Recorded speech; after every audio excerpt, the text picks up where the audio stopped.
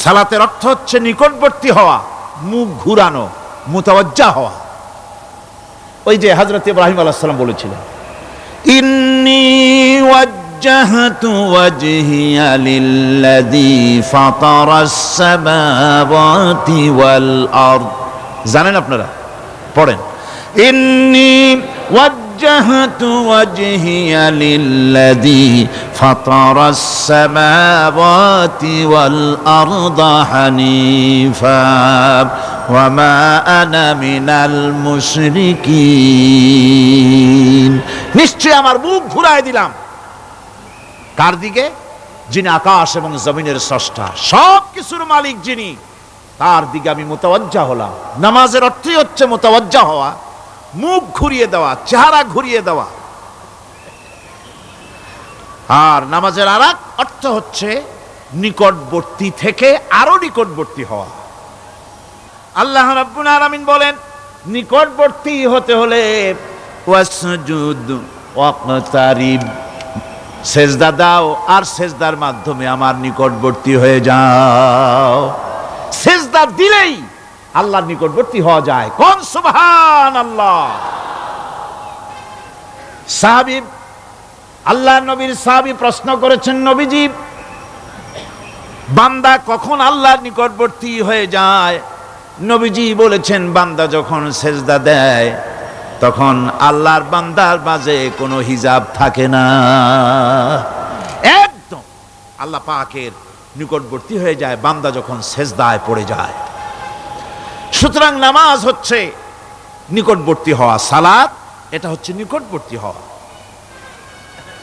নামাজ ফরজ হওয়ার কারণ হচ্ছে এই যে মানুষ আল্লাহর বান্দা বা গোলাম হিসেবে সৃষ্টি হয়েছে, তাই একমুখী হয়ে এর বন্দিগি করা এটা হচ্ছে তার স্বাভাবিক একটা প্রকৃতি। আল্লাহ রাব্বুল আলামিন এই প্রকৃতির দাবি মিটাবার জন্যই নামাজের ব্যবস্থা করেছেন। মানুষের ফিতরত, মানুষের নেচার, মানুষের ফিতরত হচ্ছে এই যে কারো না কারো কাছে মাথা নত করা, হাত জোড় করা, মাথা নত করা, সার্বভৌমত্বের মালিক কাউকে মনে করা। হাত জোড় করতে হলে, মাথা নত করতে হলে, সার্বভৌমত্বের মালিক হিসেবে কাউকে গ্রহণ করতে হলে আল্লাহর বিকল্প কেউ আছে নাকি? ইসলামের মূল দাওয়াতটা হলো ফিতরাত অনুযায়ী দাওয়াত দেওয়া হয়েছে, মানুষ যেন মাথা নত করে, গোলামি করে। এজন্য আল্লাহ রাব্বুল আলামিন বলেছেন যে আমি মানুষ এবং জিনকে সৃষ্টি করেছি, তার কারণটাই হলো মা খালাকতুল জিন্না ওয়াল ইনসা ইল্লা লিয়াবুদুন। মানুষ আর জিন জাতিকে সৃষ্টি করা হয়েছে ইবাদতের জন্য, গোলামির জন্য। ইবাদত আর গোলামি এটাই করতে হবে, গোলামি করতে হবে, দাসত্ব করতে হবে।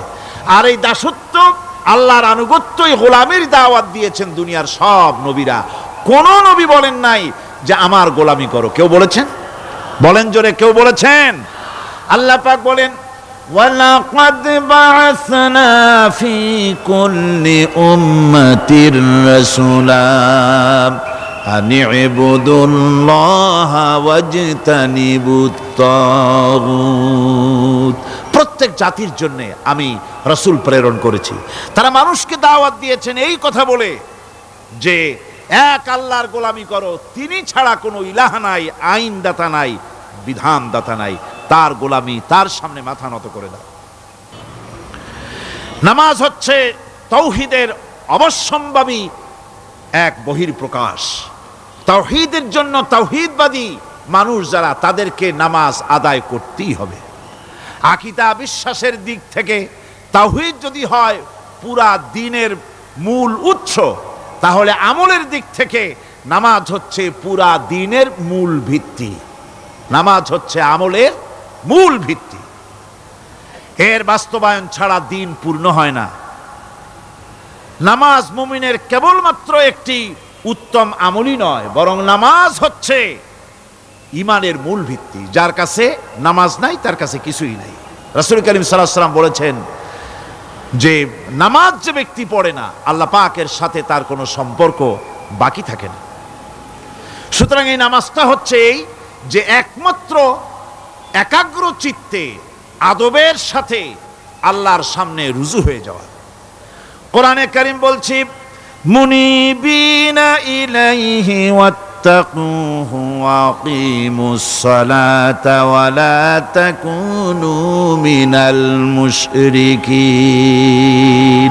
তোমরা আল্লাহর দিকে রুজু হয়ে যাও এবং তাকে ভয় করে অন্যায় কাজ থেকে বিরত থাকো, আর নামাজ কায়েম করো, মুশরিকদের অন্তর্ভুক্ত হয়ে যেও না। নামাজ কায়েম করা, নামাজের আদেশ কোরআনে কারীমের মধ্যে আল্লাহ পাক বহু জায়গায় করেছেন। ঈমানের পর নামাজই হচ্ছে সবচেয়ে বড় জরুরি। একজন মানুষ ঈমান আনলো, যেমন কালকে একজন ঈমান এনেছে, ঈমান আনার সাথে সাথে তার প্রথম কাজ কি বলুন? বলেন, প্রথম কাজ কি? ফজরের নামাজের আগে একজন ইসলাম কবুল করলেন, তার প্রথম দায়িত্ব নামাজকে আদায় করে দেওয়া, ফজরের নামাজ পড়া।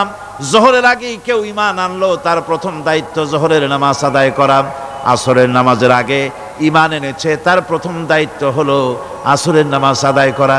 তার মানে হলো ঈমান আনার পর একজন ঈমানদারের প্রথম দায়িত্ব হচ্ছে নামাজ। গুরুত্বপূর্ণ বিষয়, খুব ভালো করে শুনতে হবে, ইয়াদ রাখতে হবে প্রত্যেকটি মুসলমানের। এই নামাজ কি জিনিস, কেমনে আদায় করতে হবে, আদায় না করলে কি হবে, গুরুত্বপূর্ণ এই কথাগুলি প্রত্যেকের স্মরণ রাখতে হবে। কিয়ামতের দিন মানুষ যে জাহান্নামে যাবে, জাহান্নামের জন্য, জাহান্নামে যে সব কারণে যাবে তার মধ্যে বড় কারণ কালকে বলেছিলাম, দেখি মনে আছে নাকি? বড় কারণ কয়টা? কয়টা? আলহামদুলিল্লাহ মনে আছে। আল্লাহ রাব্বুল আলামিন বলেন, ইয়াতাসাআলুনা আনিল মুজরিমিন। কিয়ামতের দিন অপরাধীদেরকে জিজ্ঞেস করা হবে, মা সালাকাকুম ফি সাকার, জাহান্নামে কেন আসছো? জবাবে তারা বলবে, ক্বালু লাম নাকু মিনাল মুসাল্লিনা ওয়া লাম নাকু নুতঈমুল মিসকিন। নামাজ পড়ি নাই আর এতিম মিসকিনদের খেতে দেই নাই, এই কারণেই জাহান্নামে এসেছি। কল নাউযুবিল্লাহ। নামাজ যারা পড়বে না জাহান্নামে যেতে হবে। কোথায় যেতে হবে? আকীদাগত দিক থেকে ঈমান হলো তাওহীদের স্বীকৃতি, আর আমলের দিক থেকে নামাজ হচ্ছে তাওহীদের বহিঃপ্রকাশ। আপনি মুসলমান তা প্রমাণ হবে নামাজ দিয়ে। নামাজহীন ঈমানের দাবি মূল্যহীন। যার নামাজ নাই তার ঈমানের দাবি করার কোনো মূল্যই নেই। অনেক এরকম কথা বলে, হুজুর আমি মানুষটা নিতান্ত খারাপ না, যাই মনে করেন, গ্রামে রাস্তা বানাইছি, ব্রিজ করে দিয়েছি, কালভার্ট করেছি, এতিম মিসকিনরে তাও মাঝে মধ্যে খাবার দেই, বিধবারে কাপড় চোপড় দেই, মানুষটা আমি নিতান্ত খারাপ না, তবে এই মাঝে মধ্যে একটু নামাজ পড়ি না, তাতে কি আমার ঈমান নষ্ট হয়েছে নাকি? আমি বলি, ভাই ঈমানই তো নাই, নষ্ট হবে কি? ঈমান থাকলে না নষ্ট হবে? ঈমান নাই।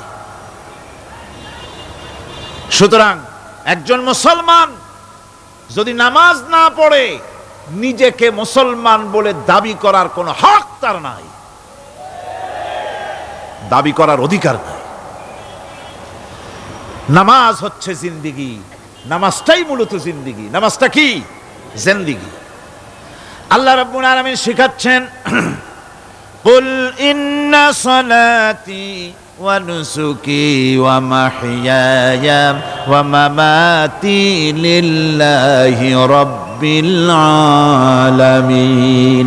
মুহাব্বতের সাথে সবাই পড়েন, কুল ইন্না সালাতি ওয়া নুসুকি ওয়া মাহইয়ায়া ওয়া মামাতি লিল্লাহি রাব্বিল আলামিন। বলো আমার নামাজ, বলো আমার নামাজ, আমার কোরবানি, আমার হায়াত, আমার মত সবকিছুই আল্লাহ রব্বুল আলামিনের জন্য নিবেদিত। আমার বেঁচে থাকা, আমার মরে যাওয়া সব আল্লাহর জন্য। সে আল্লাহ রব্বুল আলামিন, তার জন্য সবকিছু নিবেদিত করতে হবে। আল্লাহ পাকের গোলাম আমাদের বানিয়েছেন, আল্লাহ আমাদের গোলামি করা লাগবে।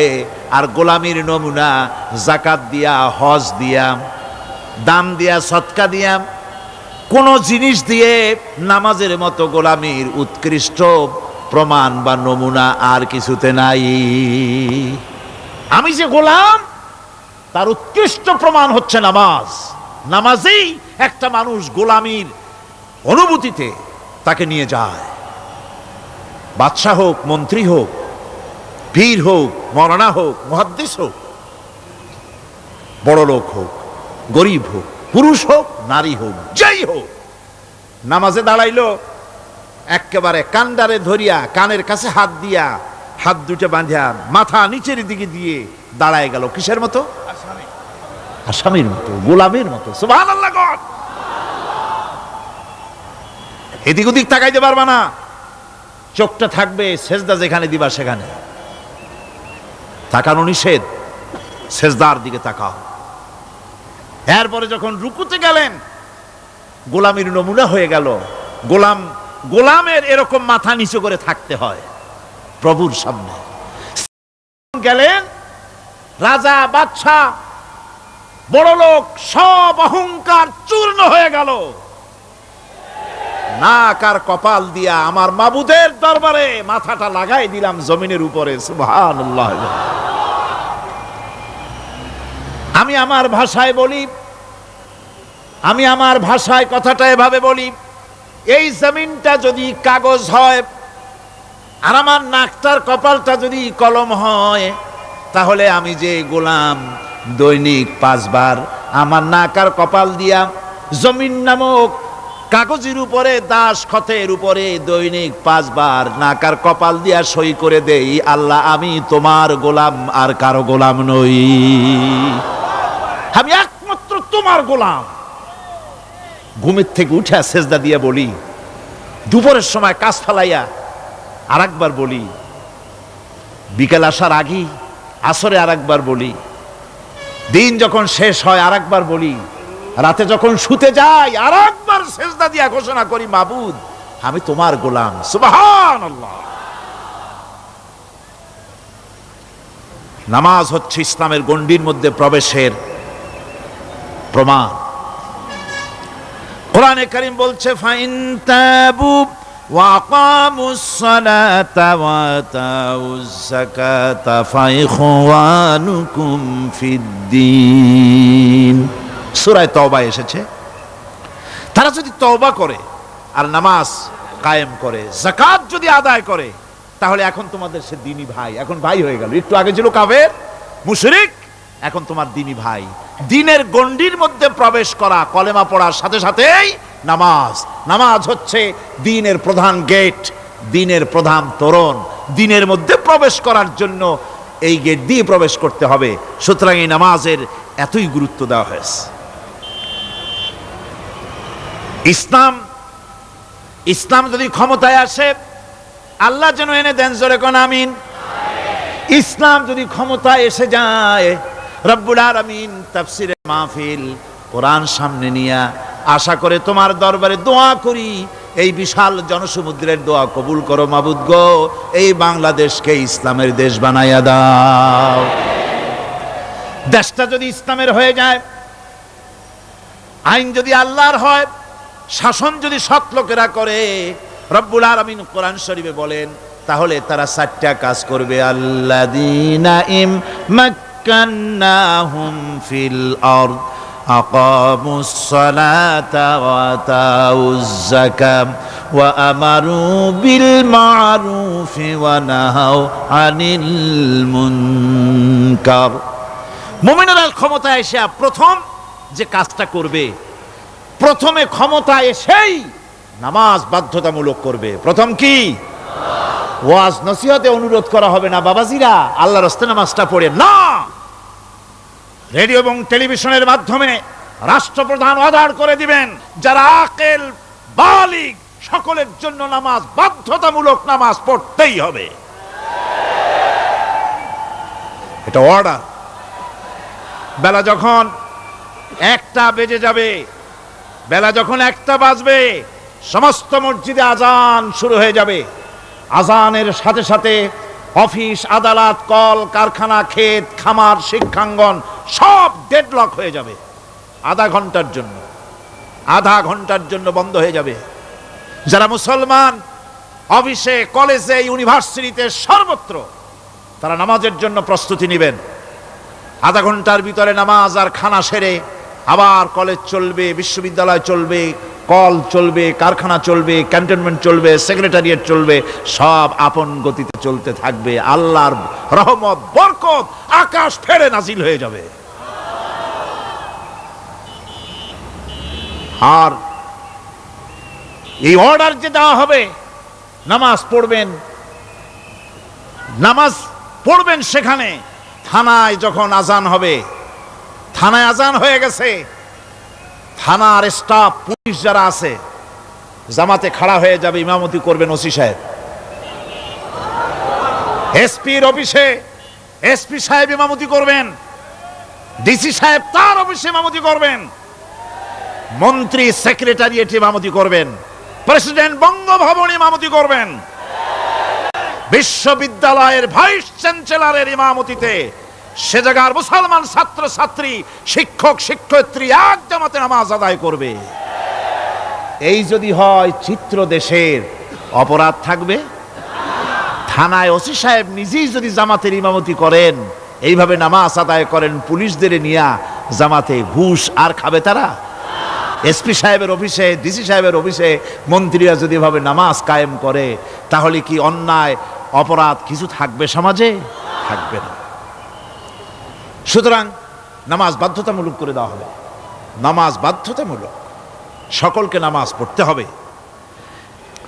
নামাজ হচ্ছে অপকর্মের প্রতিবন্ধক। নামাজ পড়লে অন্যায় কাজ থেকে বাঁচার পথ। অন্যায় থেকে বাঁচাই কিসে? নামাজ। আল্লাহ রাব্বুল আলামিন বলেন, উতলু মা উহিয়া ইলাইকা মিনাল কিতাবি ওয়া কিমিস সালাম ইন্নাস সালাতা তানহা আনিল ফাহশাই ওয়াল মুনকার। হে নবী, এই কিতাব তেলাওয়াত করো, যা তোমার প্রতি অবতীর্ণ করা হয়েছে, এই কিতাব তেলাওয়াত করো আর নামাজকে প্রতিষ্ঠা করো। নিঃসন্দেহে নামাজ মানুষকে পাপাচার থেকে বাঁচায়া দেয়। অশ্লীলতা, পাপাচার থেকে মানুষকে বাঁচায় কে? জোরে চিল্লায় কোন কে? নামাজ। এই নামাজ মানুষকে অন্যায় কাজ থেকে বাঁচায় দেয়। নামাজ যে মানুষকে অন্যায় কাজ থেকে বাঁচায়, কেমনে বাঁচায়? আমরা যে নামাজ পড়ি, এই নামাজে তো আমাদেরকে অন্যায় কাজ থেকে বাঁচাইতে পারে না। নামাজি বহুত মানুষ আছে অন্যায় করে, করে কিনা কোন? না করে না? করে। নামাজি অথচ অন্যায় করে। আর আল্লাহ বলছেন নামাজিকে, নামাজ তাকে অশ্লীলতা থেকে ফিরায়। তাহলে কথা কারটা ঠিক? আল্লাহরটা। জোরে বলেন, কারটা ঠিক? অবশ্যই আমার আল্লাহর কথা হক। আমি ভুল করতেছি, আমি যেন কোথাও ভুল করতেছি, সামথিং ইজ রং, কোথাও যেন আমরা ভুল করে বসতেছি, সেই ভুলটা কি আমরা আবিষ্কার করতে চেষ্টা করবো ইনশাআল্লাহ। প্রথম যে কথাটা সেটা হচ্ছে এই যে আমরা যা নামাজে পড়ি আমরা তা বুঝি না। কথা ঠিক কিনা? আমি যদি এখন প্রশ্ন করি সামি আল্লাহু লিমান হামিদা অর্থ কি কোন, ফার্স্ট ডিভিশনে কয়েকটা লেটার নিয়ে ফেল করবেন এরকম লোক আছেন না নাই? সুবহান রাব্বিয়াল আলা অর্থ কি জানি না, সুবহান রাব্বিয়াল আযীমের অর্থ কি জানি না, দোয়া কুনুত অর্থ কি জানি না, তাশাহুদ অর্থ কি জানি না, সূরা ফাতিহার অর্থ কি জানি না। এমন কি উজুর মধ্যে কয়টা ফরজ তাও অনেকের জানা নাই।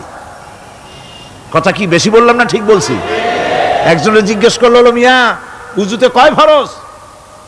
কয় হুজুর কি মনে করেন যে বুঝি জানি না? এটা তো সাধারণ ব্যাপার, বলেন না কয় ফরজ? কয় উজুতে তো 17 ফরজ। কি কি? কয় হাত ধোয়া, পাও ধোয়া, মুখ ধোয়া, নাক ধোয়া, চোখ ধোয়া, জিহ্বা ধোয়া, মাথা ধোয়া। বলতে বলতে গুনে দেখা গেল প্রায় 19টার মতো বলছে। বলা হলো, মিয়া বললেন আপনি উজুতে ফরজ 17টা, কইলেন আপনি 19টা। কয় হুজুর জানি আরো, বলি না আপনাদের ভয়তে। উজু জানে না, নামাজ জানে না, তাকে এই নামাজ কেমনে ফিরাবে অন্যায় কাজ থেকে? কথা বুঝতে পেরেছেন? নামাজে আল্লাহু আকবার বললাম, এরপরে সানা পড়লাম, তারপরে সূরা ফাতিহা পড়লাম। সূরা ফাতিহার ভিতরে যে সমস্ত কথাগুলি বললাম সেই কথাগুলি বুঝি না, কি বলেছি তাও জানি না। এরপরে সুবহান রাব্বিয়াল আলা বলেছি, সুবহান রাব্বিয়াল আযীম বলেছি, সামি আল্লাহু লিমান হামিদা বলেছি, অর্থ কি জানি না। আল্লাহ তা শুনতে পান, যে ব্যক্তি আল্লাহর প্রশংসা করেন তিনি তা শুনতে পান। নামাজের মধ্যে আইডিয়া দেওয়া হচ্ছে, তুমি যে আল্লাহর জন্য নামাজ পড়তেছো, প্রশংসা করতেছো, এটা এমন নয় যে আল্লাহ পাক দেখছেন না বা শুনতেছেন না। তুমি যা বলতেছো, প্রশংসা করতেছো, আল্লাহ পাক তা শুনতে পাচ্ছেন। সামি আল্লাহু লিমান হামিদা। সুবহান রাব্বিয়াল আলা, আমি মহান সর্বশ্রেষ্ঠ আল্লাহ রাব্বুল আলামিনের পবিত্রতা ঘোষণা করছি, আমি তার প্রশংসা করছি। সূরা ফাতিহার কি আমরা বলি আপনারা ব্যাখ্যা দেখে বুঝে নিয়েন, সেগুলি আমি এখানে বলে বাকি কথা সব শেষ করতে পারবো না। নামাজে কি পড়েন সেটা যদি জানতেন, অবশ্যই আল্লাহ রাব্বুল আলামিনের কথা কার্যকরী হয়ে যেত। ইন্নাস সালাতা তানহা আনিল ফাহশাই ওয়াল মুনকার, নামাজ মানুষকে পাপের কাজ, অশ্লীলতা থেকে ফিরাতে পারে। আল্লাহ ইন্না বসায়ছেন, নিশ্চয়ই, বেশক, অবশ্যই নামাজ পাপ থেকে ফিরাবে। কিন্তু কেমনে ফিরাবে নামাজ তো বুঝি না, নামাজ তো বুঝি না। খালি সেজদা দেয় জনমের মতো, আর সেজদা কি? নামাজে যদি দেখে ইমাম দেরি করতেছে, আত্তাহিয়াত পড়তে দেরি হয়ে যাচ্ছে, পিছন থেকে সিগন্যাল মারে, ঠিক কিনা? বেয়াদব, বেয়াদব। তোমার নামাজ, তোমার আত্তাহিয়াত আগে শেষ হয়েছে, তাতে কি হয়েছে? চুপ করে বসে থাকো। ইমামকে কাশি দিয়া সতর্ক করার অধিকার তোমার নাই। যদি ইমামকে সতর্ক করার জন্য কাশি দিয়ে থাকো, তোমার নামাজ ফাসেদ হয়ে যাবে। এটা ফাজলামি করার জায়গা না, এটা নামাজ। এর নাম কি? ধীরে সুস্থে নামাজ পড়তে হবে। অনেকে মসজিদটারে মনে করে জেলখানা, ঢুকতে যত দেরি, বেরোতে পারলে যেন বাসে যান ছটফট করে। সিনেমার মধ্যে গিয়ে ঘন্টার পর ঘন্টা বসে থাকে, খারাপ লাগে না? মসজিদে কেরাত যদি একটু লম্বা পড়ে, পিছনে বসে খালি কি যে করে মনে মনে বলতে থাকে যে ইমাম এমন কাঁচা ছাড়া ছাড়ি না। আর গান যখন শোনে শুনতেই থাকে, কত মজা, ঘুম আসে না। নাউযুবিল্লাহ। সুতরাং নামাজে কি পড়েন সেটা আপনাকে বুঝতে হবে। সঠিকভাবে নামাজ পড়ার পরও যদি কোনো মানুষের সঠিকভাবে, ভালো করে শোনেন, সঠিকভাবে নামাজ পড়ার পরেও যদি কোনো মানুষ পাপের থেকে না ফেরে, তাহলে বুঝতে হবে একথা, পানি আর সাবান দিয়া কাপড় ধুলে কাপড়ের ময়লা যাবে, কিন্তু পানি আর সাবান দিয়া কয়লা জনমের মতো ধুইলেও কয়লার ময়লা যাবে না। কথা বুঝে আসছে? এর থেকে আর উত্তম দৃষ্টান্ত আমার কাছে নাই। নামাজ পড়ার পরেও যদি চরিত্র ভালো না হয়, বুঝতে হবে নামাজ হচ্ছে না, কাঙ্ক্ষিত মানের নামাজ আদায় হচ্ছে না। আল্লাহর নবী বলেছেন, যার নামাজ পাপ কাজ হতে ফিরাতে পারলো না, তার নামাজ নামাজি নয়। আবার শুনুন, রাসূল বলছেন, যার নামাজ তাকে পাপের কাজ থেকে ফিরাতে পারলো না, তার নামাজ নামাজ নয়। ওইটা নামাজ হয় নাই, যার জন্য তার পাপ থেকে তারে ফিরাইতে পারছে না। আর কিয়ামতের দিন বেনামাজিরা সবচাইতে বেশি অপমানিত হবে। সবচাইতে বেশি অপমানিত হবে কারা? বেনামাজিরা। কিভাবে? ইয়াউমা ইউকশাফু আন সাকিন ওয়া ইউদআউনা ইলাস সুজুদি ফালা ইস্তাতিউন। সেদিন কঠিন সময়, আল্লাহ রাব্বুল আলামিন লোকদেরকে সিজদা করার জন্য বলবেন, কিন্তু যারা বেনামাজি ছিল দুনিয়ায়, তারা সিজদা দিতে পারবে না। বলেন নাউযুবিল্লাহ। অবস্থাটা কি হবে? খাশিআতান আবসারুহুম তারহাকুহুম যিল্লাহ, তাদের দৃষ্টি নিচু হবে, লাঞ্ছনা এবং অপমান তাদের উপরে চেপে বসবে, সেজদা দিতে পারবে না। আল্লাহ আমাদেরকে ক্ষমা করুন। কিয়ামতের দিন হযরত আদম আলাইহিস সালাম থেকে শুরু করে পৃথিবীর সমস্ত মানুষের সামনে আল্লাহ রাব্বুল আলামিন সেজদা করার জন্য অর্ডার করবেন। যারা নাকি বেনামাজি ওরা আল্লাহর দরবারে সেদিন সেজদা দিতে পারবে না, লাঞ্ছিত অপমানিত হবে। জোরে কোন নাউজুবিল্লাহ।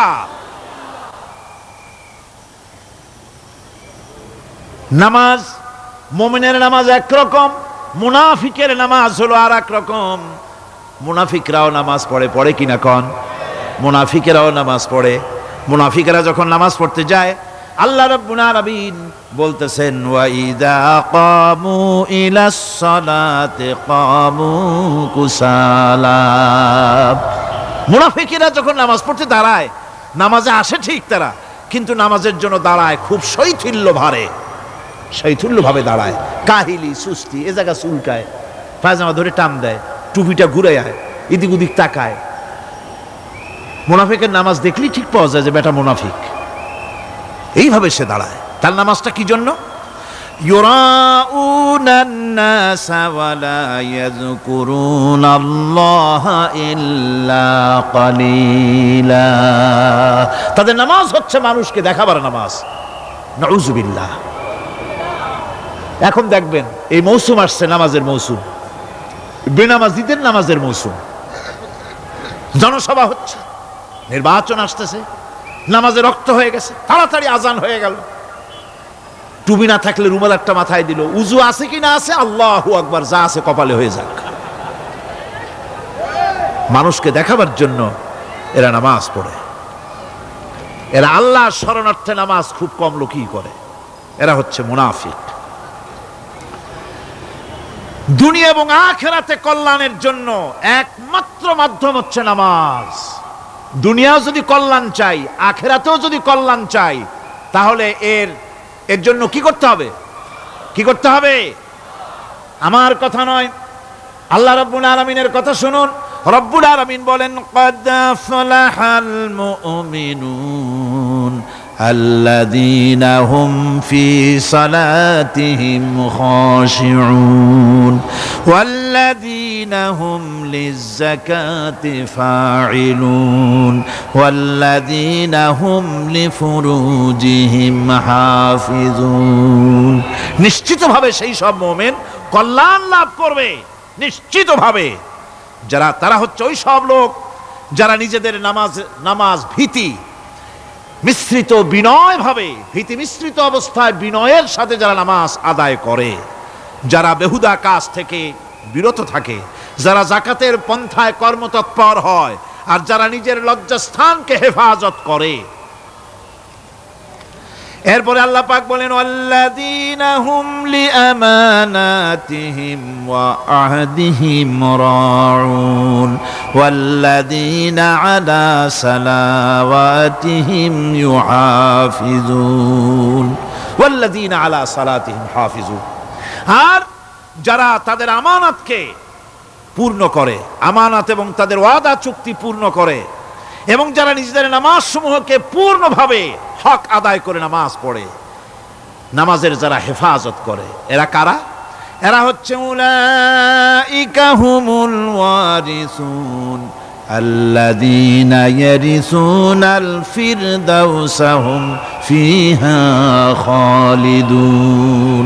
এরা হচ্ছে সেই সব লোক, এরা উত্তরাধিকার হচ্ছে জান্নাতের উত্তরাধিকার, জান্নাতুল ফিরদাউসে আল্লাহ রাব্বুল আলামিন এই গুণ বিশিষ্ট লোকদের জন্য জায়গা করে দিবেন। জোরে কোন সুবহানাল্লাহ। নামাজকে পড়তে বলা হয়নি, কোরআন শরীফে বলা হয়েছে নামাজ কায়েম করো। কি বলা হয়েছে কোন তো দেখি? নামাজ কায়েম করো, নামাজ পড়ো। এই কথা কিন্তু কোরআন শরীফে কোনো জায়গায় আছে নাকি? এখন কায়েম করা কারে বলে? একটা গুরুত্বপূর্ণ আরেকটি বিষয়। নামাজ কায়েম করতে বলা হয়েছে। কায়েম কি?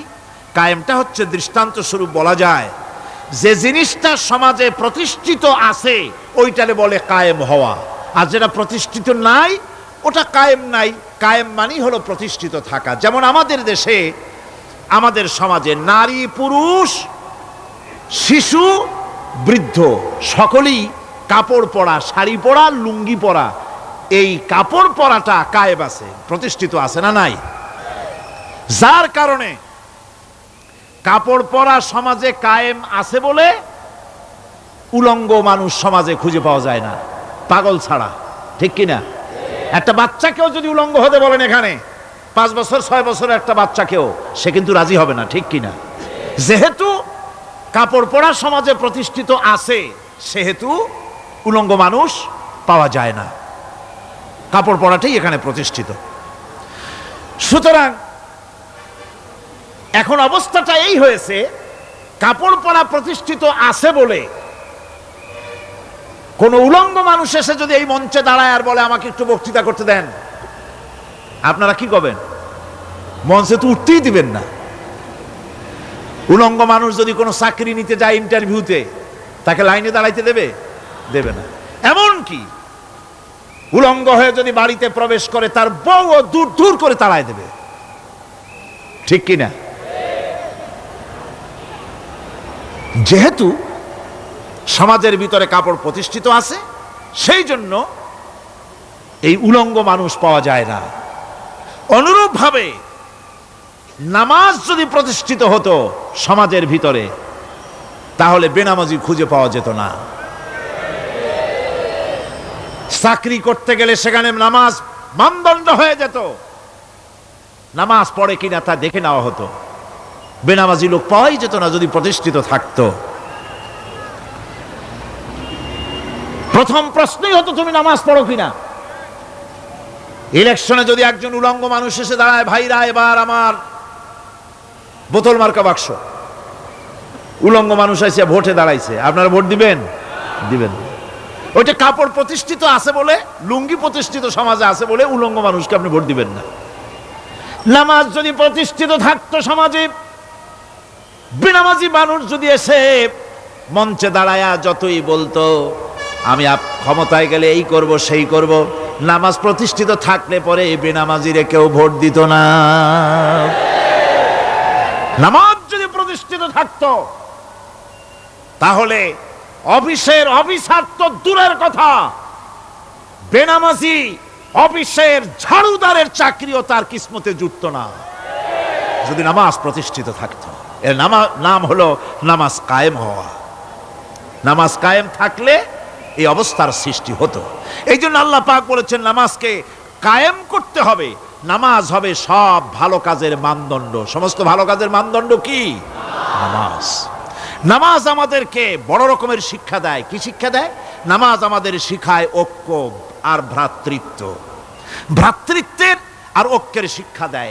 এক নেতার আনুগত্য করা শিখায়। জামাত যত বড় হোক, ইমাম হবে কয়জন? একজন ইমাম হবে। আর এই ইমাম মানে কি? নেতা। ইমাম মানে কি? নেতা নির্বাচন শিখায় নামাজে। নেতা নির্বাচন কে শিখায়? নামাজ শিখায়। বোঝেন খুব ভালো করে। কিভাবে? মনে করুন চট্টগ্রাম শাহী মসজিদে ইমাম প্রয়োজন। এখন সেই ইমাম নেওয়ার জন্য ইন্টারভিউ কল করা হলো, বিজ্ঞাপন দেওয়া হলো পত্রিকায়। অনেক আলেম আসলেন। ইন্টারভিউ বোর্ডে যারা বসলেন, তারা ইন্টারভিউটা কিভাবে নেবেন? যার মাথার চুল লম্বা বেশি তার ইমামতি দেওয়া হবে, যার লুঙ্গিটা পায়ের গিরার তলে তারে দেওয়া হবে, যার মোষটা মুখের মধ্যে গিয়া ঢুকছে, হাসি দিলে বুঝাই যায় না হাসে না কান্দে, তারে দিবে। দাড়িগুলা কামাইছে তারে দেবে। সিগারেট খায়, বা অবশ্য চট্টগ্রাম আর সিলেটে সিগারেটের ফতোয়া ভিন্ন রকম। বরিশালে আমি যেখানে জন্মগ্রহণ করেছি, আমার এলাকায় কোনো আলেম যদি সিগারেট খায়, মসজিদের ইমাম তো ভালো, মসজিদ ঝাড়ু দিতেও ঢুকতে দেবে না মসজিদে। এটা এই এলাকার এক রকমের কায়দা। আমি এটার ব্যাপারে কথা নাইবা বললাম।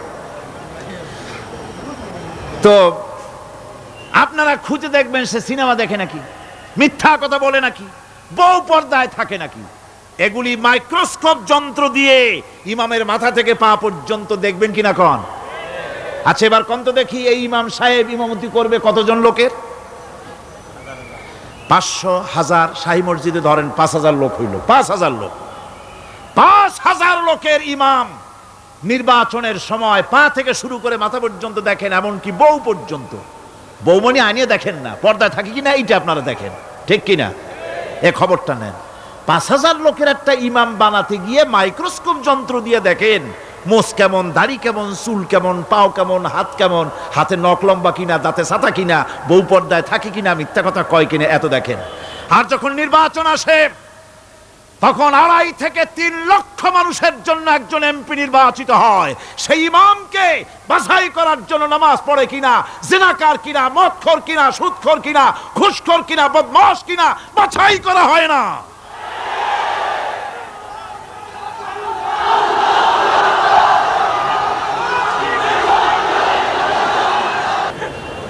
নামাজ আমাদেরকে এটা শিখায় ইমাম কেমনে বানাইতে হবে। কোন সুবহানাল্লাহ। নামাজ ঐক্য শিখায়, নামাজ ভ্রাতৃত্ব শিখায়, নামাজ পারস্পরিক মহব্বত শিখায়, নামাজ নেতা কেমন হওয়া উচিত, নেতা নির্বাচন শিখায়। আবার নেতা ভুল করলে তার ভুল বলা যাবে না, এরকম হতে পারবে না। নামাজের ভিতরে ইমাম যদি ভুল করলেন, আপনি লোকমা দিবেন, সুবহানাল্লাহ, আল্লাহু আকবার বলবেন। যদি তিনি সংশোধন না হলেন আবার দেন, তাতেও সংশোধন হলো না আবার দেন। 3 বার লোকমা দেওয়ার পর যদি ভুল সংশোধন না করে নামাজ ছেড়ে দেন, ইমামকে বের করে দেন, নতুন ইমাম নিয়োগ করেন। যারা ক্ষমতায় যাবে, আপনি রাষ্ট্রের ইমাম যারে বানাবেন, সেই রাষ্ট্রীয় ইমাম যদি জনগণের ইচ্ছার বিরুদ্ধে যদি চলে, 1 বার লোকমান দেন, 2 বার লোকমান দেন, 3 বার দেন, তারপরেও যদি না নামে, ঘাট ধরে নামে না। নামাজ আপনাকে নেতা নির্বাচন, নেতাকে প্রতিষ্ঠিত রাখা, নেতার আনুগত্য আপনাকে শেখায়। নামাজ লাইন সোজা করে দাঁড়াতে হবে। লাইন যদি বাঁকা করেন, আপনার কলজেটা ওরকম বাঁকা হয়ে যাবে। কোন নাউজুবিল্লাহ। নামাজের কাতারে যার কারণে নামাজের কাতার বাঁকা হবে, পুরা কাতারের জন্য আল্লাহর কাছে ওই লোকটা দায়ী হয়ে যাবে। নামাজ শৃঙ্খলা শিখায়। সুবহানাল্লাহ কইতে ইচ্ছা করে না? নামাজ শৃঙ্খলা শিখায়, শৃঙ্খলা বোধ শিখায়, সোজা হয়ে দাঁড়ায়। তারপরে ঐক্য এবং মহব্বত শিখায়। নামাজের ভিতরে যখন দাঁড়ায় গেলেন, আমির দাঁড়ালো, ফকির দাঁড়ালো, মন্ত্রী দাঁড়ালো, তার ড্রাইভারও দাঁড়ায় গেল, একই কাতারে দাঁড়ায় গেছে। নামাজ পড়তে গিয়ে ড্রাইভারের পাও গিয়ে লেগেছে মন্ত্রীর গায়ে। নামাজ শেষ হওয়ার পর মন্ত্রীর বাবার ক্ষমতা নাই এ কথা বলার যে বেটা ড্রাইভার সলিমুদ্দি, তোর পাও লেগেছে আমার পায়ে, তোর চাকরি শুদ্ধা দোজকে পাঠায় দেব। পারবে বলতে? পারবে না। মিয়া মন্ত্রী সাহেব, এটা তোমার সেক্রেটারিয়েট না, এটা আল্লাহর ঘর। এটা কার ঘর? এক হি সব মে খড়ে হো গয়ে মাহমুদ ও আয়াজ, এক হি সব মে খড়ে হো গয়ে महमूद आयाज, न कोई बंदा रहा न कोई बंदा नवाज। একই কাতারে দাঁড়িয়ে গেছে সম্রাট মাহমুদ আর চাকর আয়াজ। এখন সম্রাট মাহমুদও নাই, চাকর আয়াজও নাই, সম্রাট আর চাকর দুজনই আল্লাহ পাকের গোলাম হয়ে গিয়েছে। তুমি মসজিদে এসেছো, তুমি আল্লাহর গোলাম। কার গোলাম? আল্লাহ পাকের গোলাম। এই জিনিস শিখায় নামাজ। নামাজ শিখায় মানুষকে পাঞ্চুয়ালিটি, নিয়মানুবর্তিতা, সময়ের জ্ঞান শিখায় নামাজ।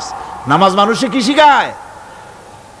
আল্লাহ রাব্বুল আলামিন বলছেন, ইন্নাস সালাতা কানাত আলাল মুমিনিনা কিতাবাম মাওকুতা।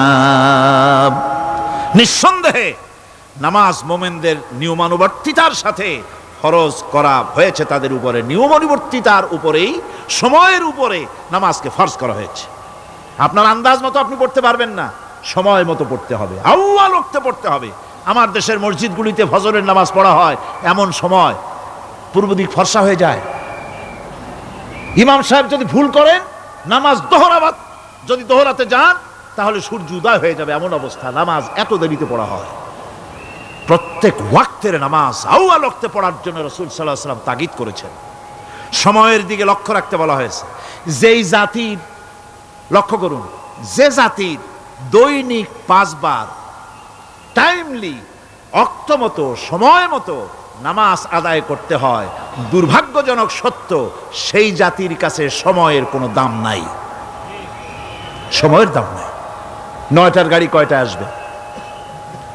9টার গাড়ি কয়টায় আসবে? একদিন দেখা গেল সত্যি 9টার সময় এসে গেছে। যাত্রীরা বলছে মাশাআল্লাহ, অন্তত একটা দিন তো 9টার সময় আসলো। স্টেশন মাস্টার বলছে না, খুশি হওয়ার কারণ নাই, আজকের না, এটা গতকালকেরটা। আমার আমেরিকার সফরের সময়, যে বাড়িতে আমি আমেরিকায় থাকি, কুইন্স এলাকায়, নিউ ইয়র্ক সিটিতে, সে বাড়িওয়ালা চাকরি করে। সে আমাকে বলল 10টি বছর আমি একটা ট্রেনে যাতায়াত করি। সে বলছে রাত 3:45 ট্রেনটা আসে, ওই ট্রেনে চড়ে সে তার কর্মস্থলে যায়। বলল 10টা বছর আমি এখানে আছি, 10 বছরের ভিতরে এই ট্রেনটা 1 মিনিটের জন্য এদিক ওদিক করলো না, ঠিক 3:45 এসে হাজির হয়ে গেছে। ঝড় হোক, বৃষ্টি হোক, স্নো পড়ুক, বরফ পড়ুক, টাইমলি চলতেছে। দুনিয়ায় ভিন্ন জাতিরা যে উন্নতি করে, তার পেছনে সময়ের জ্ঞান তাদের অনেক বেশি আমাদের থেকে। কথা ঠিক কিনা? আমাদের সময়ের জ্ঞান নাই, সময়ের কোনো মূল্য আমরা দেই না। 2টার সময় মিটিং হবে, মন্ত্রী সাহেব আসেন 5টার সময়, ঠিক কিনা? বক্তৃতার জন্য সময় দেওয়া হয়েছে 20 মিনিট, নাহমাদু অনুসল্লি আলা কইয়া সুর দিয়া 35 মিনিট গেছে নাহমাদু কইতে কইতে। সময় 20 মিনিট, তা তার মনেই নেই। এই যে সময়ের জ্ঞান নাই, এটা ব্যর্থতা। নামাজ মানুষকে সময়ের জ্ঞান শিখায়, কোন আলহামদুলিল্লাহ। এই সময়ের জ্ঞান আমাদেরকে শিখতে হবে। এবার আমি আপনাদের সামনে বলতে চাই, আল্লাহর নবী জনাবে মুহাম্মদ রাসূলুল্লাহ সাল্লাল্লাহু আলাইহি ওয়াসাল্লাম নামাজের ব্যাপারে কি বলছেন। এতক্ষণ তো আল্লাহর কথা শোনালাম, কার কথা শোনাইছে? আমার আল্লাহর নবী বলেন, নবীকে প্রশ্ন করা হলো, ইয়া রাসূলুল্লাহ আইয়ু শাইইন আহাব্বু ইনদাল্লাহি ফিল ইসলাম, ইসলামের মধ্যে আল্লাহর কাছে কোন জিনিসটা বেশি প্রিয়? আল্লাহর কাছে ইসলামের কোন জিনিসটা বেশি প্রিয়? হুজুর বললেন as-salatu liwaqtiha, মান তারাকা সালাতান ফালা দীন লাহু ওয়াস-সালাতু ইমাদুদ্দিন। আল্লাহর কাছে সবচাইতে বেশি প্রিয় হচ্ছে নামাজ। সবচাইতে প্রিয় কি? নামাজ। ওয়াক্তমতো নামাজ আদায় করা আল্লাহ পাকের বেশি প্রিয়। আর এই নামাজ হচ্ছে দ্বীনের খুঁটি। এটা দ্বীনের কি? খুঁটি। এই যে খুঁটিগুলো আছে, খুঁটিগুলো ফালাই দিলে তারপর আপনার এই প্যান্ডেল থাকবে? থাকবে না। বিল্ডিং এর পিলার ভেঙে দেন, বিল্ডিং টিকবে? ঘরের খুঁটিগুলি উড়ায় ফেলেন, ঘর টিকবে? টিকবে না। দ্বীনের খুঁটি হচ্ছে নামাজ। লা দীনা লিমান লা সালাতা লাহু, যার কাছে দ্বীন নাই, যার কাছে নামাজ নাই, তার কাছে কি নাই? দ্বীন নাই, ঈমান নাই। আল্লাহর নবী বলেছেন, ওয়ান জাবিরিন রাদিয়াল্লাহু তাআলা আনহু قال قال رسول الله صلى الله عليه وسلم بين العبد وبين الكفر ترك الصلاة। আল্লাহ পাকের নবী বলেন, আল্লাহর বান্দার মুমিন, আল্লাহর বান্দার কাফের, দুইজনের মধ্যে পার্থক্য হলো, যে ব্যক্তি নামাজ পড়ে সে আল্লাহর গোলাম, যে নামাজ পড়ে না সে কাফের হয়ে গেল। যে নামাজ পড়লো না সে কাফের হয়ে গেল। মান তারাকা সালাতান মুতাআম্মিদান ফাকাদ কাফারা, যে ব্যক্তি ইচ্ছে করে নামাজ ছেড়ে দিল সে কাফের হয়ে গেল। বলেন নাউযুবিল্লাহি মিন যালিক। এই জন্য নামাজ আদায় করা বাধ্যতামূলক প্রত্যেকটি মুসলমানের জন্য। রাসূল করিম সাল্লাল্লাহু আলাইহি ওয়াসাল্লাম একটা দৃষ্টান্ত দিয়েছেন, কারো বাড়ির সামনে যদি একটা নাহার থাকে, একটা পুকুর থাকে, একটা খাল থাকে প্রবাহিত, এতে যদি ওই বাড়িওয়ালা দৈনিক 5 বার গোসল করে, তাহলে তার গায়ে কি কোনো ময়লা থাকে? হুজুর, সাহাবীরা বললেন না হুজুর, থাকে না। হুজুর বললেন এটাই হলো নামাজের দৃষ্টান্ত। 5 ওয়াক্ত নামাজ যে আদায় করবে সে গুনাহ থেকে আল্লাহ পাক তাকে পবিত্র করে দিবেন। সুবহানাল্লাহি বিহামদি। আমার ভাইয়েরা, নামাজ পড়লে পরে এক জুমা থেকে আর এক জুমা পর্যন্ত মানুষ যে সমস্ত গুনাহ করে, কবিরা গুনাহগুলি বাদে, শিরক আর কবিরা গুনাহগুলি বাদে যত গুনাহ আছে তার কাফারা হয়ে যায়। নামাজ যে সঠিকভাবে আদায় করবে, এই নামাজটা একটা কঠিন কাজ। নামাজটা কি কাজ? কে বলতেছেন এ কথা? আল্লাহ পাক। ওয়া ইন্নাহা লাকাবীরাতুন ইল্লা আলাল খাশিঈন। নামাজ একটা ভারী জিনিস, একটা কঠিন জিনিস। কাদের জন্য কঠিন নয়? যারা নাকি আল্লাহ পাককে ভয় করে।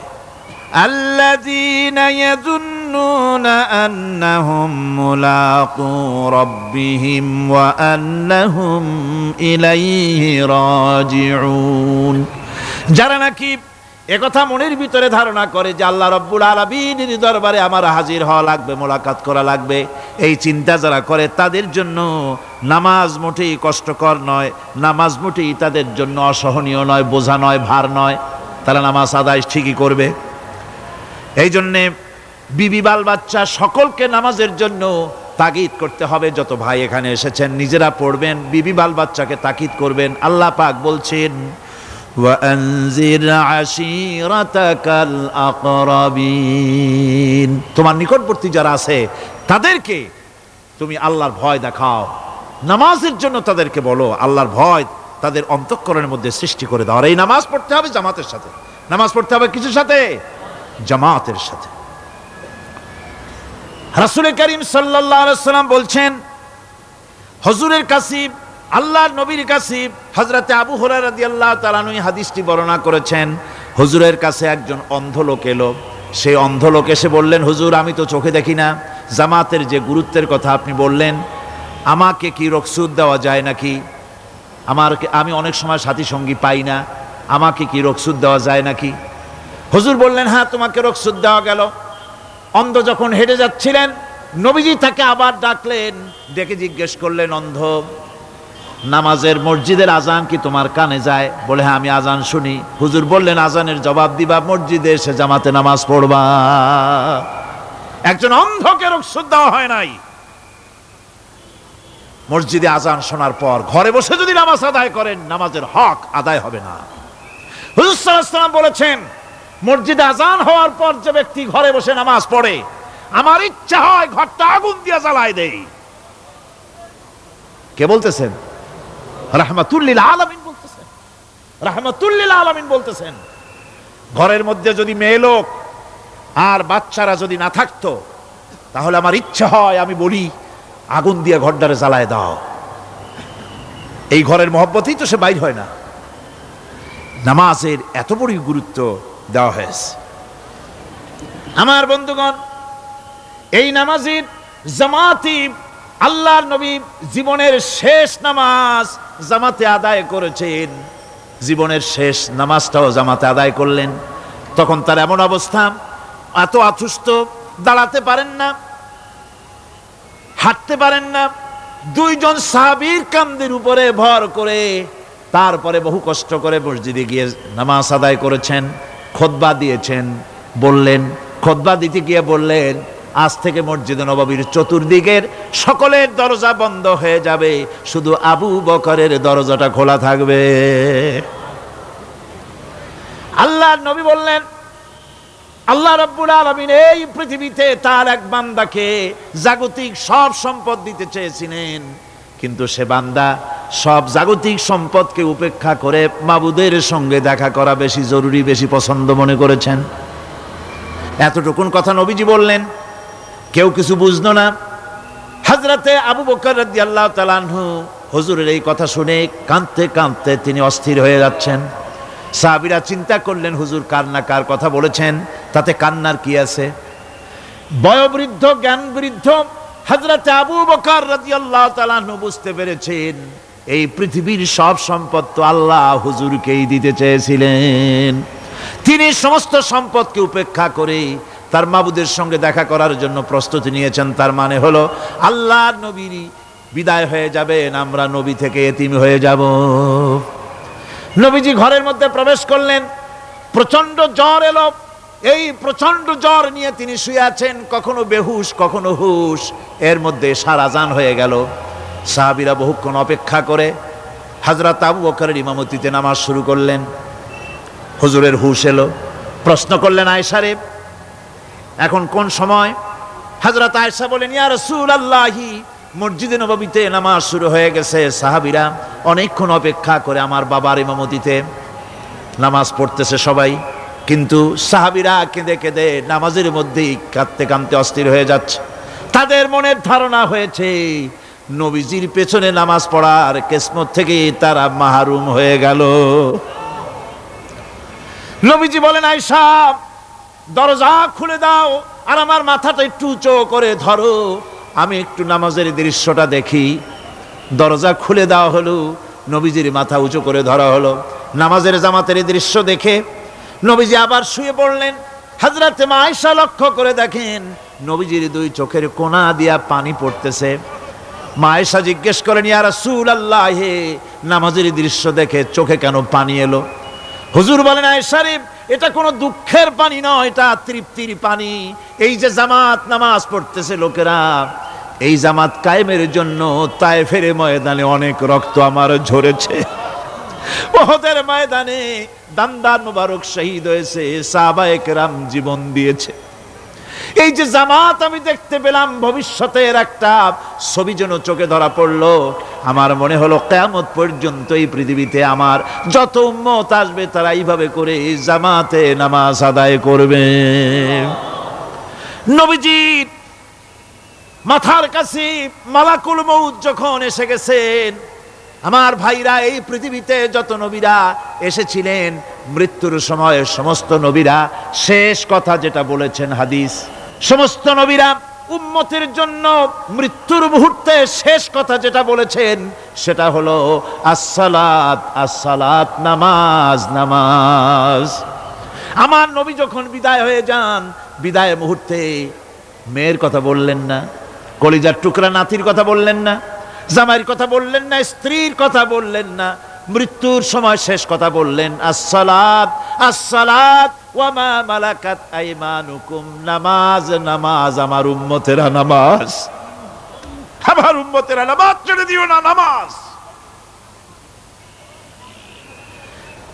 যেই নবী উম্মতের জন্য এত কাঁদলেন, নামাজের জন্য এত কথা বলে গেলেন, আল্লাহ রাব্বুল আলামিন নামাজের জন্য এত নির্দেশ করলেন, নবীজি ইন্তেকালের সময় নামাজের কথা বলে দিলেন, সেই মুসলমান আজ নামাজ আদায় করে না, নামাজ পড়ে তো নামাজ শুদ্ধ হয় না।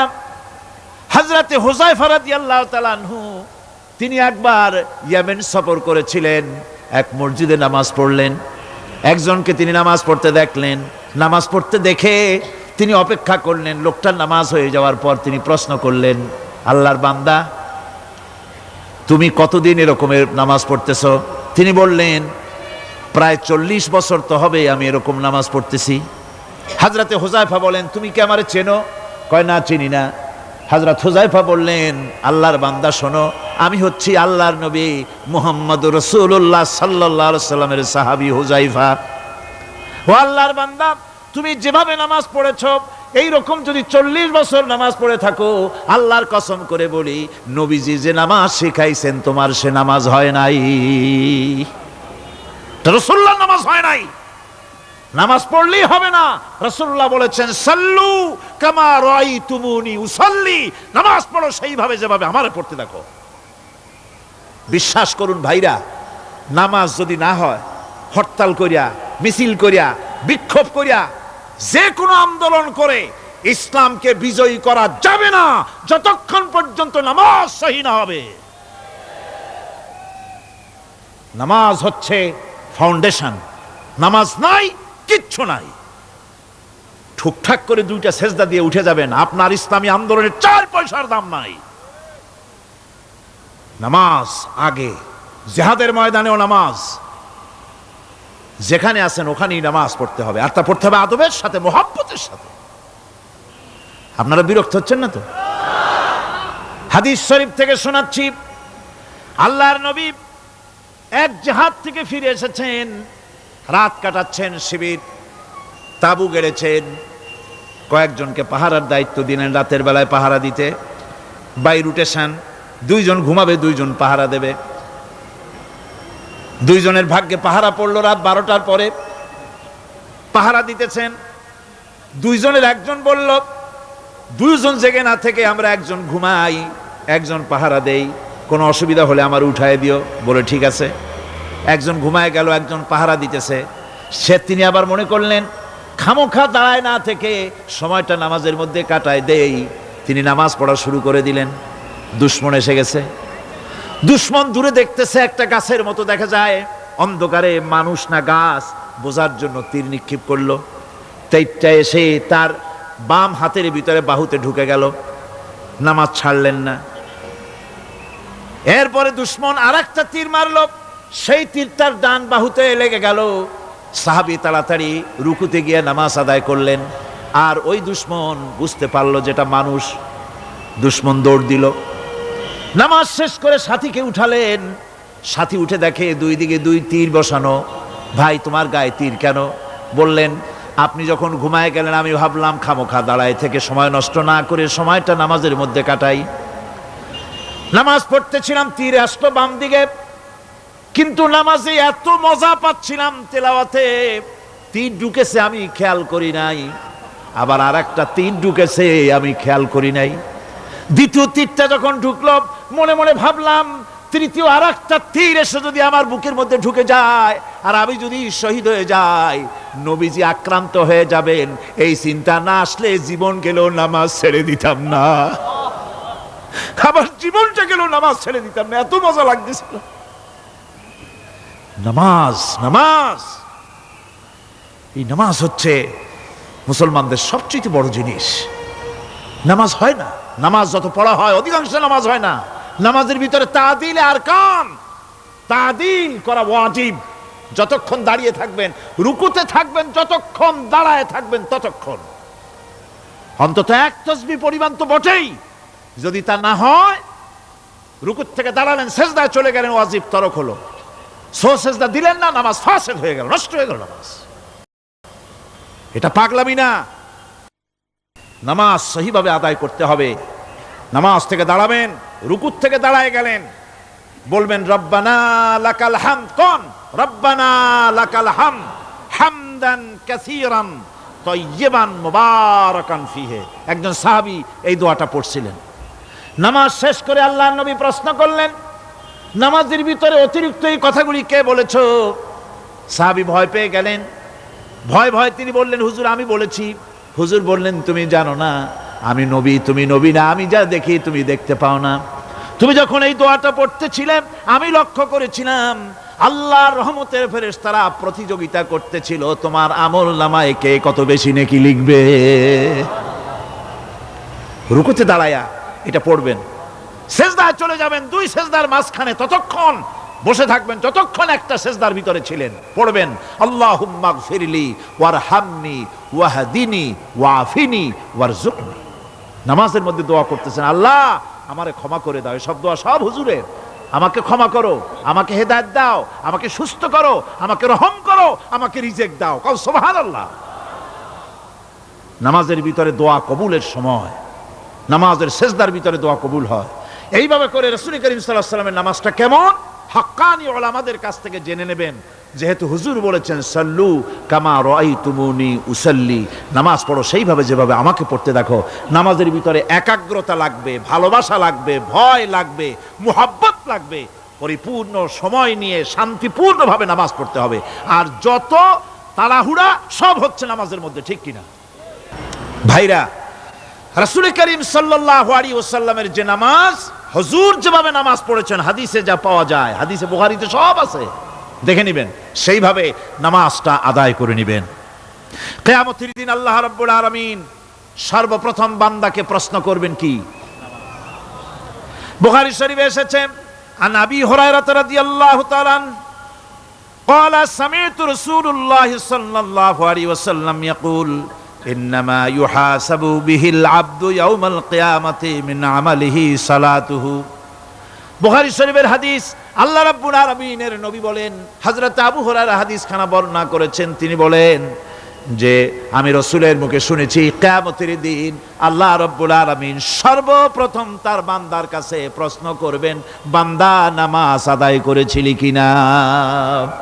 নামাজ সর্বপ্রথম প্রশ্ন। যেরকম সর্বপ্রথম প্রশ্নটা কি? নামাজ।